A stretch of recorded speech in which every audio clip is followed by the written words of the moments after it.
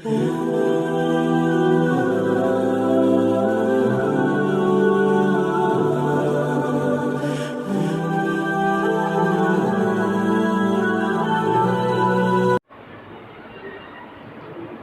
لله رب العالمين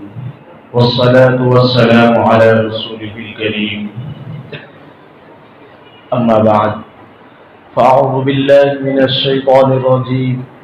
بسم الله الرحمن الرحيم لقد كان لكم في رسول الله أسوة حسنة وقال النبي صلى الله عليه وسلم إنما بعثت لأتمم مكارم الأخلاق وقال النبي صلى الله عليه وسلم إن خياركم أحسن منكم أخلاقا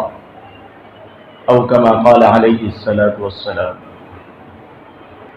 محترم و مکرم بزرگان کرام اور عزیز دوستوں اور ساتھیوں، اللہ تبارک و تعالی نے انسانی مجسمے کو خود پیدا فرمایا اور اس کو اشرف المخلوقات کا لقب دیا، اور پھر اس انسانی مجسمے کے اندر ضلالت و گمراہی، اچھائی اور برائی، خیر و شر دونوں متضاد مادوں کو رکھا اور اس کو دارالامتحان میں بھیج دیا. انسان اگر راہ حق پر چل کر اپنی زندگی گزارتا ہے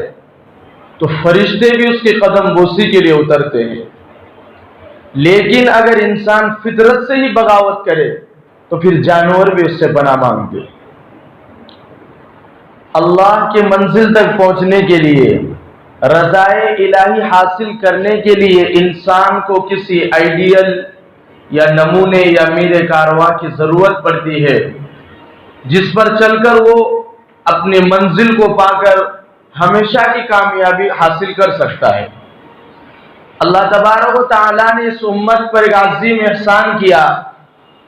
کہ جناب محمد رسول اللہ صلی اللہ علیہ وسلم کی شکل میں اس امت کو ایک نجات دہندہ عطا کیا، ایک آئیڈیل اور ایک نمونہ ودیعیت کیا کہ آپ صلی اللہ علیہ وسلم کو اللہ تبارک و تعالیٰ نے فاران کی چونٹی سے اس چراغ کو ایسا روشن کیا کہ بس وہ روشن ہی ہوتا چلا جا رہا ہے، ایسا بلند کیا کہ وہ بلند ہی ہوتا جا رہا ہے، ایسا بڑھایا کہ وہ آج تک بڑھتا ہی جا رہا ہے. آپ صلی اللہ علیہ وسلم کے زندگی کی کتاب کا ہر صفحہ، ہر عنوان، ہر سطر، ہر جملہ، ہر الفاظ، ہر طریقے سے ہر زمانے میں ایک روشن چراغ ہے. آپ صلی اللہ علیہ وسلم نے سسکتی ہوئی انسانیت کو انسانیت کا سلیقہ سکھایا. جو لوگ جاہل تھے، وہ جاہل، ایسے جاہل کہ جن پر باتوں باتوں میں جھگڑا ہوتا تھا، خون ریزیاں ہو جاتی تھی، یہاں تک اتنی ظالم اور جابر تھی، اتنی جاہل تھی، اتنی دین سے ناواقف تھی. ایسا زمانہ تھا جس کے اندر آپ صلی اللہ علیہ وسلم نے توحید کی دعوت دی، ایمان کی دعوت دی، ایک اللہ کا پیغام پہنچایا، اور اس ظالم و جابر اور دین سے ناواقف قوم کو، جو اپنے بیٹیوں کو زندہ درگور کرتی تھی، جو اپنے بھائی سے باتوں باتوں میں جھگڑا کرتی تھی، خون ریزیاں تک ہو جاتی تھی، ایسے قوم کو آپ اچھے اخلاق سکھائے، اور اس قوم نے آپ کی باتوں کو مانا، آپ کی اتباع کی، آپ کی سنتوں کی پیروی کی، اور فارس اور روم پر حکمرانی کی. کسی نے کیا ہی خوب کہا ہے، ہوں گے جو محمد کی سنت کے وفادار، ہوں گے جو محمد کی سنتوں کے وفادار، ان لوگوں کو ہم ملک کے سردار بنا دیں گے. جس راہ سے گزریں گے محمد کے فدائی، اس راہ کے ہر ذرے کو ہم بیدار کریں گے. جن لوگوں نے، جس قوم نے آپ کی باتوں کو مانا، آپ کی دعوت کو قبول کیا، آپ کی سنتوں کی پیروی کی، اللہ نے ان کو بڑے بڑے مقام پر بلند کیا، بڑے بڑے مقام پر بٹھا دیا۔ عرب و عجم پر حکومت کی ان لوگوں نے، فارس و روم پر حکومت کی، اس وقت کی بڑی بڑی طاقتوں، بڑی بڑی حکومتوں، بڑی بڑی سلطنتوں کے تختوں کو پلٹ دیا انہوں نے، اور جو نبی کے دشمن تھے ان کو نیست و نابود کر دیا، اور اس وقت کے ظالم و جابر بادشاہوں کے اور ظالم و جابر لوگوں کے دشمنوں کے چھکے چھڑوا دیے۔ اس لیے آج ضرورت ہے کہ ہم آپ صلی اللہ علیہ وسلم کے سنتوں کی پیروی کریں، اپنا زندگی کا ہر قدم، ہر لمحہ ہمارا ایسا گزرنا چاہیے جو نبی کی سنتوں کے خلاف نہ ہو۔ آج دیکھیے آج کیا حالات ہیں مسلمانوں، ہندوستان کے اندر آج مسلمانوں پر ہر طرح کا ظلم ہو رہا ہے، چاہے وہ معاشی اعتبار سے ہو، سیاسی اعتبار سے ہو، تجارتی اعتبار سے ہو، ہر طرح سے مسلمان ظلم و ستم کی چکی میں پس رہا ہے۔ یہ کیوں ہو رہا ہے؟ یہ سب اس لیے ہو رہا ہے کہ اللہ ہم سے ناراض ہو چکا ہے، سنت نبی کی سنت ہمارے زندگی سے نکل چکی ہے، اللہ کے فرمان کو ہم نے ٹھکرا دیا، قرآن و حدیث کو ہم نے ٹھکرا دیا، اور اس کو سائڈ میں رکھ کر اب دنیاوی زندگی کے اندر لگے ہوئے ہیں۔ محترم بھائیوں، بزرگوں، دوستو، یہ دنیاوی زندگی بہت بڑی زندگی نہیں ہے۔ اللہ نے اس امت کو 60-70 سال کی زندگی دی ہے۔ اسی قوم نوح کی عمر 950 سال، ہزاروں سال ان کی عمر تھی، لیکن جب انہیں پتا چلا کہ ایک آخری امت ایک ایسی آئیں گی جن کو 60-70 سال کی زندگی دی جائیں گی، بس 60-70 سال کی زندگی دی جائے گی، تو اس قوم نوح کے اندر ایک بڑھیا نے روتے ہوئے کہا کہ اگر اتنی عمر ہم کو مل جاتی ہے 60-70 سال کی زندگی، تو ہمارا ایک لمحہ، ایک سیکنڈ بھی اللہ کے ذکر کے بغیر نہیں جاتا۔ آج ہم کو 60-70 سال کی زندگی ملی ہے، لیکن پوری زندگی ہماری غفلت کے اندر، دنیا کے اندر عزت کمانے کے لیے جائے گی۔ کیا آخر میں ہم لے کر جائیں گے اللہ کے سامنے؟ بہر غفلت یہ تیری ہستی نہیں، دیکھ جنت اس قدر سستی نہیں، رہ گزر یہ دنیا ہے کوئی بستی نہیں، جائے عیش و عشرت کوئی مستی نہیں۔ اس دنیا کے اندر ہم کو رہنا نہیں ہے، جانا ہے یہاں سے، یہ ہمیشہ کی زندگی نہیں ہے، اس کے بعد کی جو زندگی ہے وہ ہمیشہ کی زندگی ہے۔ یہ تو بس 60-70 سال کی زندگی ہے، اس کے بعد جو زندگی آئیں گی ہماری، اس دنیا سے دارالآخرت میں ہم منتقل ہو جائیں گے، اور جب ہمارا حساب و کتاب ہوگا اور ہمارے نام اعمال چیک کیے جائیں گے، اور اس وقت جو ہماری زندگی رہیں گی، چاہے وہ اچائی میں ہو یا برائی میں، اگر ہم نیک اعمال کرتے ہیں، کچھ اچائی لے کر جاتے ہیں، کچھ نیکیاں یہاں سے کما کر جاتے ہیں، تو ہماری آخرت کی زندگی اچائی میں رہیں گی، عیش و آرام میں رہیں گی۔ لیکن یہ زندگی عیش و آرام کی نہیں ہے، یہ دنیا ایگزامینیشن ہال ہے، یہ ایک دارالامتحان ہے، یہ 60-70 سال کی زندگی ہماری امتحان ہے۔ ہم کیا کر رہے ہیں، ہمارا ایک ایک سیکنڈ کس طرح گزر رہا ہے، یہ سب اللہ کے پاس لکھا گیا ہے، وہ کل قیامت کے دن ہمارے ہاتھ میں پیش کیے جائیں گے۔ اگر ہم نے اچھے اعمال کیے ہوں گے تو بندہ خود اپنے نام اعمال کو دیکھ کر فیصلہ کرے گا کہ میں جنتی ہوں یا جہنمی۔ اگر کسی کے نام اعمال اچھے ہوں گے تو اس کے نام اعمال اس کے دائیں ہاتھ میں دیا جائے گا، اور اگر کسی کے نام اعمال ہوں گے، گناہ ہوں گے، برائیاں ہوں گی، غیبت ہوں گی، جھوٹ باتیں ہوں گی، تو اس کا نام اعمال بائیں ہاتھ میں دیا جائے گا، اور انسان دیکھے گا اس نام اعمال کو، اور وہ کہیں گا، اور وہ انکار کرے گا اپنے کام سے، اللہ میں نے یہ کام نہیں کیا تھا، لیکن وہاں پر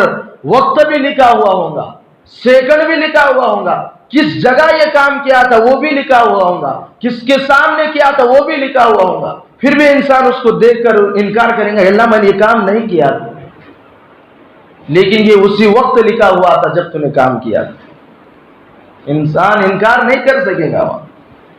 اس لیے آج ہم سب کو نبی پاک صلی اللہ علیہ وسلم کے طریقوں کے مطابق زندگی گزارنا ہوں گی، آپ صلی اللہ علیہ وسلم کی سنتوں کو اپنی زندگیوں میں لانا ہوگا۔ اس دنیا پرستی کے اندر، اس دنیا کمانے کے اندر، اس دنیا کی عزت حاصل کرنے کے لیے اگر ہم دین کو چھوڑ دیں گے، نبی پاک صلی اللہ علیہ وسلم کی سنتوں کو چھوڑ دیں گے، تو کل قیامت کے دن ہم کیا لے کر جائیں گے؟ اگر ہمارے پاس بہت ساری نیکیاں ہوں گی لیکن جنت میں داخلے کے لیے ایک نیکی کم رہیں گی تو پھر بھی ہم کو جنت میں جانے کی اجازت نہیں ملے۔ اس لیے ہمارا ہر قدم سوچ سمجھ کر اٹھنا چاہیے، ہمارا ہر سیکنڈ، ہر وقت سوچ سمجھ کر گزرنا چاہیے اور اپنی زندگی کا محاسبہ کرنا چاہیے۔ 24 گھنٹے گزرنے کے بعد تھوڑی دیر بیٹھ کر ہمیں محاسبہ کرنا چاہیے کہ آج کے ہمارے 24 گھنٹے کس طرح گزرے، ہم نے کیا اچھائیاں کی، کیا برائیاں کی، کتنے نیک اعمال کیے، کتنے جھوٹ بولے، کتنوں کی غیبت کی، پھر اللہ کے سامنے اس کی معافی مانگنی ہے۔ اس کے لیے ہم کو نبی پاک صلی اللہ علیہ وسلم کی مبارک زندگی کو پڑھنا ہوگا، آپ صلی اللہ علیہ وسلم کی پاک زندگی کو پڑھنا ہوگا اور اس پر عمل کرنا ہوگا۔ آپ صلی اللہ علیہ وسلم کی سنتوں کو اپنی زندگیوں میں لانا ہوگا۔ جن لوگوں نے اس دور کے اندر جب نبی پاک صلی اللہ علیہ وسلم کو اللہ نے اس دنیا کے اندر مبعوث فرمایا اور آپ کو اس دنیا والوں کے اندر ان ناواقف اور جاہل لوگوں میں دعوت دینے کا اللہ نے حکم دیا، اور آپ جب دعوت دینے کے لیے لوگوں میں نکلے، بستیوں میں نکلے اور کافروں اور مشرک اور منافقوں کے پاس گئے، آپ صلی اللہ علیہ وسلم کو ان لوگوں نے بہت ساری تکالیفیں پہنچائی۔ آپ صلی اللہ علیہ وسلم نے اس دین کے خاطر ہم لوگوں تک دین پہنچانے کے لیے پتھر کھائے، سخت گرمی کو جھیلا، پریشانی اور مصیبتوں کے اندر آپ کی زندگی گزری، صرف اس لیے کہ میری یہ امت جہنم میں نہ جائے بلکہ میری امت جنت میں جائے۔ ہر وقت، ہر زمانے میں آپ کا ہر دن بس اسی فکر میں رہتا تھا کہ میری امت کب راہ راست پر آ جائیں گی۔ آپ نے اپنے اخلاق حسنہ کو لوگوں کے سامنے ایسے پیش کیا، چاہے وہ مسلمان ہو، کافر ہو، منافق ہو، مشرک ہو، اپنا ہو، پرایا ہو، دشمن ہو، ہر ایک کو اپنے اچھے اخلاق کی ادب و احترام سے پیش آئے آپ اچھوں کے ساتھ۔ ایک یہودی جو سفر کرتا ہوا آیا اور آپ صلی اللہ علیہ وسلم کے گھر میں گھس گیا اور آپ سے کہنے لگا، اے محمد مجھے کھانا دیجئے، میں تھک کر آیا۔ آپ صلی اللہ علیہ وسلم نے اسے کھانا پیش کیا۔ کھانے کے بعد کہتا ہے میرے لیے بستر بچھائیے، مجھے آرام کی ضرورت ہے۔ آپ صلی اللہ علیہ وسلم نے بستر بچھا دیا۔ یہ پوچھا نہیں کہ تو کون ہے، کہاں سے آیا ہے، کس گاؤں کا ہے، کس قوم سے تعلق رکھتا ہے، کس مذہب کا ہے، بلکہ اپنے اخلاق کو پیش کیا۔ آپ نے اسے کھانا پیش کیا، پانی پیش کیا، اپنا بستر، نبوت والا بستر، پاکیزہ بستر اس مشرک کے لیے بچھا دیا اور وہ آرام کر، اور اس نبوت والے بستر پر، اس پاکیزہ بستر پر اس منافق نے پاخانہ کیا، اور جب اٹھا بیدار ہوا تو دیکھا کہ میں نے اس محمد کے بستر پر پاخانہ کیا ہے، محمد کے بستر کو میں نے خراب کیا ہے، اگر محمد کو پتہ چل جائے گا تو مجھے ڈانٹے گا، مجھ پر غصہ ہوگا، اس لیے وہ بھاگ کر چلا گیا۔ جب آپ صلی اللہ علیہ وسلم فجر کی نماز ادا کرنے کے بعد کمرے میں آئے اور دیکھا کہ بستر پڑا ہوا ہے اور بستر پر نجاست گری ہوئی ہے لیکن وہ بندہ نہیں ہے، آپ اپنے گھر سے باہر آئے، لوگوں سے پوچھنے لگے وہ آدمی کہاں ہے جو رات میرے بستر پر آرام کر رہا تھا؟ میرا مہمان کیا مجھ سے ناراض ہو کر چلا گیا ہے؟ کیا میرے مہمان کو میں نے کسی چیز کی کمی کی ہے؟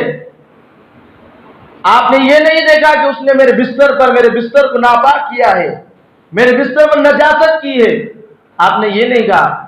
آپ اس مہمان کی تلاش میں نکل پڑے اور لوگوں سے پوچھنے لگے کہ میرا مہمان کیوں چلا گیا، کیا میرا مہمان مجھ سے ناراض تھا؟ یہ آپ صلی اللہ علیہ وسلم کے اخلاق تھے، اپنوں کے ساتھ نہیں، پرائیوں کے ساتھ بھی ایسے اخلاق، اور اسی نبی کی ہم امت ہے، اسی نبی کے صدقے طفیل میں اس دنیا کو بنایا گیا ہے۔